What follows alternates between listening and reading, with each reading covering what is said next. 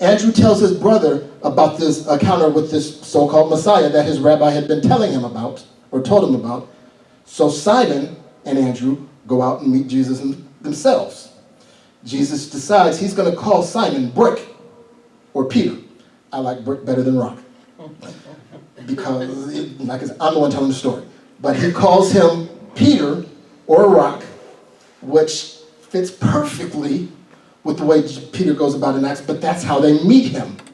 Peter and Andrew begin studying under Jesus, but they go back to their lives of fishing. So when Jesus is in town, they sit and listen to him.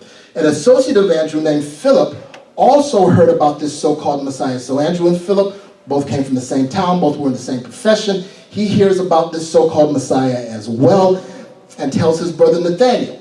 They meet Jesus and were impressed enough by him to start studying under him as they went about living their daily lives. Jesus goes about the region teaching and working miracles.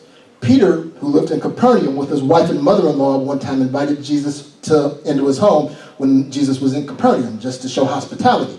His mother-in-law was sick and stricken with a severe fever. Jesus heals her simply by touching her.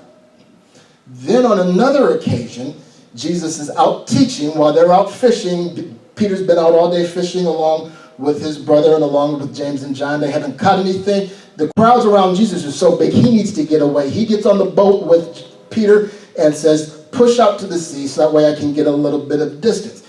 Goes about and keeps on teaching. Then he tells Peter, why don't you go ahead and drop your nets real quick? And Peter says, I've been at this all day. This is what I do.